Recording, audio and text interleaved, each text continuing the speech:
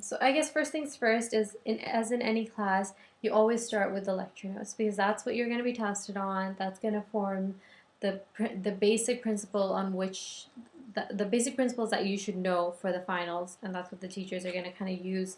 So with every class, I always keep them in little like binders, like paper holders, I guess, because I always print my notes. And so the first page is always the lectures and the outline. So here you can see all the different lectures, and I number them, and then when I print the lectures out, I'll number them so I can correspond it and see where we are, how much we're done, how far along we are, and just check off lectures that I've done, that I've printed out, or that I've annotated, or that I've studied, memorized, whatever. So that's first things first is notes. Like get your notes down, and that's the first step is out of the way. The second thing, which you probably have heard of, is pathoma. This is seriously God's gift to us. Like, it is so amazing.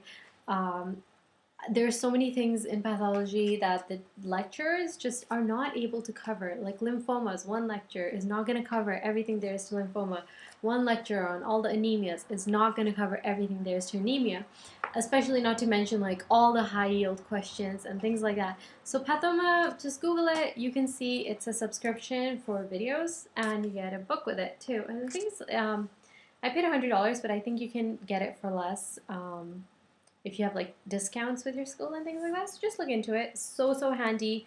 The inside the book, it's very concise. Like you just have like bullet form, point form, everything.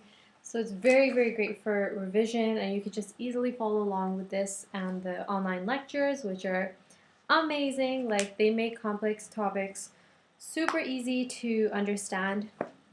And this is just great. As I'm studying for USMLE, alongside my second year of studies, I will definitely be sure to like pathoma is part of my regime for studying for USMLE as well. So it's that great that I'm going to be referencing to it like a couple of times at least, a couple hundred times at least.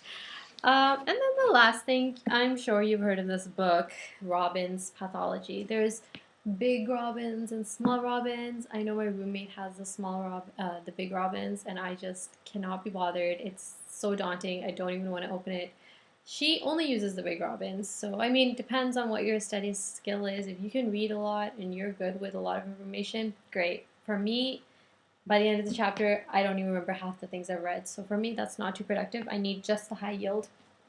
So I use Robbins Basic Pathology. Like, don't be fooled, it's not really basic. It's quite detailed, and I feel like it has everything you need to know. This is also my roommate's because my book hasn't come in yet, so I just kind of borrow hers when she's not using it. Plus, she doesn't really use it. She uses the big book. So yeah, basic pathology. So because I don't think the lecturers will ever be able to completely give you the full picture that there is to all the background of pathology, and I think Robbins covers it really well in terms of explaining physiology of the background behind the pathology and everything like that. And so basically, I would recommend get the full picture from Robbins. Sorry, I'm like slapping the book constantly. Get the full picture from Robbins.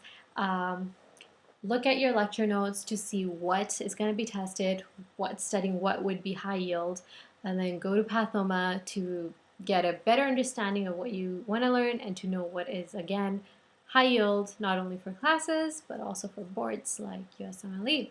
So it's very basic, actually. Lecture notes, pathoma, and Robbins. It's not a lot, but for me, I'm not a reader. If I have too many things, I just won't. I'll just give up.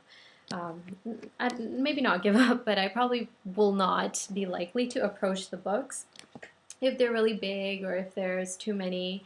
But I'm sticking to this regime because it's sweet and short and it's great, and I think it's very comprehensive and it's quite complete in the understanding. So if you're a med student entering second year and you're wondering how it is, how you're going to undertake this huge task of pathoma, which you're probably going to have to reference to for the rest of your life as a doctor, that's my recommendation, is to study from these two books and keep your lectures close to your heart. Close to your heart. Just remember them in your study regime. And yeah, so hope that helps. Until later days.